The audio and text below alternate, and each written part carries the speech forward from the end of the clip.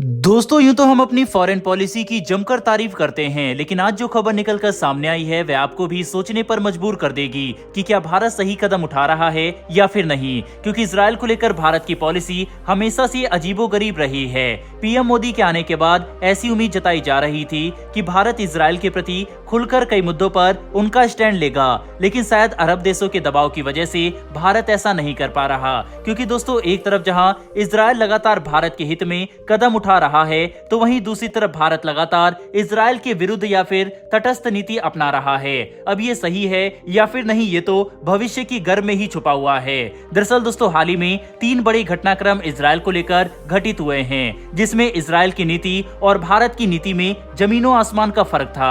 आपको याद होगा कि इजराइल के एम्बेसडर जो कि भारत में हैं, उन्होंने भारत से ये अपील की थी कि भारत हमास जैसे संगठन को आतंकवादी संगठन घोषित करे। यहाँ तक कि जब पीएम मोदी ने खुद ट्वीट करके जब हमास ने इजराइल के ऊपर हमला किया था तो उसे एक आतंकवादी घटना करार दिया था, लेकिन उसके बावजूद भारत ने अभी तक हमास को एक आतंकवादी संगठन घोषित नहीं किया हुआ है, जिससे इजराइल काफी निराश भी है। दुनिया में काफी सारे देशों ने ऑलरेडी हमास को एक आतंकवादी संगठन घोषित किया हुआ है, लेकिन उसके बावजूद भारत की तरफ से उन्हें आतंकवादी संगठन न घोषित करना ये हैरान करता है। वहीं पर अब इसके जवाब में इजराइल ने एक ऐसा कदम उठाया है जो कि भारत को आईना दिखाता है। दरअसल दोस्तों इजराइल ने अब पाकिस्तान के लश्कर-ए-तैयबा संगठन को एक आतंकवादी संगठन घोषित कर दिया है और उन्होंने ये साफ कहा है कि ये संगठन भारतीयों की जान लेने का दोषी है। इसी वजह से हम इस संगठन को आतंकवादी संगठन घोषित करते हैं। बकायदा दोस्तों आप स्क्रीन पर आर्टिकल देख सकते हैं जिसमें साफ साफ लिखा गया है कि इजराइल लिस्ट लश्कर-ए-तैयबा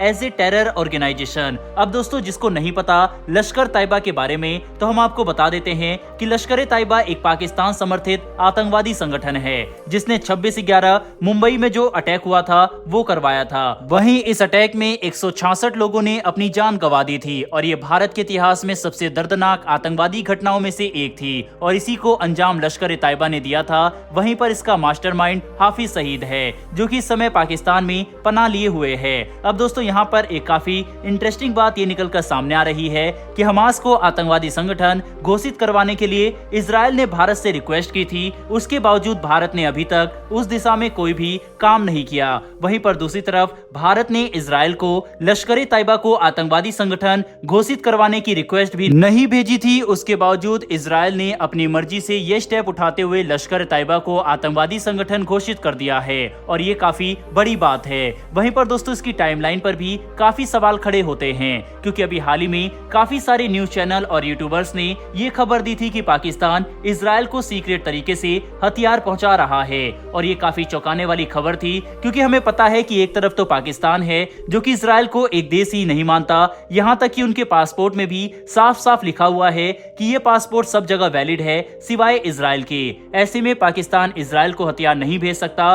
दूसरी ओर अगर पैसे के लिए पाकिस्तान ऐसा करे भी तो भी ये बात हजम नहीं होती कि इजराइल पाकिस्तान जैसे देश से हथियार लेगा, क्योंकि इजराइल के पास ऑलरेडी काफी बड़े बड़े देशों के ऑप्शन मौजूद है। वहीं पर वह खुद भी इतना ताकतवर है। ऐसे में इजराइल पाकिस्तान से हथियार ले इसका सवाल ही नहीं उठता। ऐसे में पाकिस्तान के लश्कर-ए-तैयबा को आतंकवादी संगठन घोषित करके इजराइल ने पाकिस्तान की भी औकात दिखा दी है। अब दोस्तों उस तीसरी घटना की तरफ बढ़ते हैं जिसने एक बार फिर से इजराइल को चौंका दिया है। आप स्क्रीन पर ANI का आर्टिकल देख सकते हैं जिसमें साफ साफ लिखा हुआ है कि India advocates for sovereign independent state of Palestine at UN oppose violence, यानी कि भारत एक इंडिपेंडेंट फिलिस्तीन की मांग करता है और उसका समर्थन भी करता है। साथ ही जो फिलिस्तीन में इस समय इजराइल अटैक कर रहा है और वहां पर जो वायलेंस हो रहा है, भारत उसको भी रोकने की मांग कर रहा है और ये एक बार फिर से इजराइल के लिए बड़ा झटका है। हालांकि दोस्तों भारत हमेशा से 2 स्टेट थ्योरी को मानता हुआ आया है और सिर्फ भारत ही नहीं बल्कि दुनिया के ज्यादातर देश इस चीज को समर्थन करते हैं,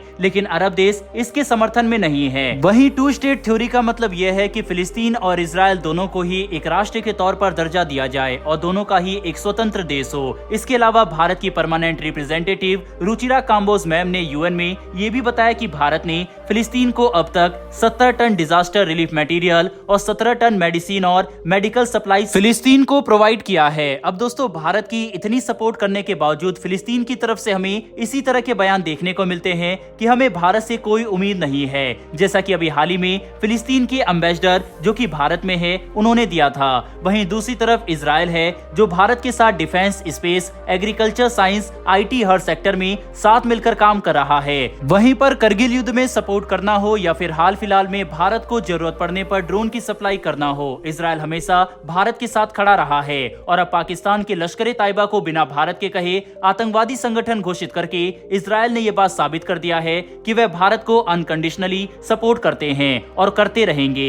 ऐसे में दोस्तों भारत का भी ये फर्ज बनता है कि हम हमास जैसे संगठन को आतंकवादी संगठन घोषित करें। साथ में अब समय आ चुका है कि UN में भी भारत खुलकर इजराइल का सपोर्ट करे, जहां पर इजराइल पूरी तरह से सही हो। बहरहाल दोस्तों इस वीडियो में इतना ही, लेकिन इजराइल को लेकर भारत की पॉलिसीज सही है या फिर नहीं, उस पर आपकी क्या राय है कमेंट बॉक्स में लिखकर जरूर बताइएगा। साथ ही क्या भारत को भी हमास को एक आतंकवादी संगठन घोषित करना चाहिए या फिर अरब देशों के दबाव की वजह से हमें ऐसा नहीं करना चाहिए, इस पर अपनी राय जरूर दीजिएगा। वहीं पर अगर आपको ये इन्फॉर्मेशन और वीडियो पसंद आई हो तो मेरी एक छोटी सी रिक्वेस्ट है कि नीचे दिए गए सब्सक्राइब बटन को प्रेस कर बेल आइकन को जरूर दबा ले, जिससे हमारी आने वाली डेली वर्ल्ड अफेयर से जुड़ी ऐसी वीडियो आप तक सबसे पहले पहुंच सके। फिर मिलेंगे ऐसी एक नई वीडियो के साथ। धन्यवाद। जय हिंद।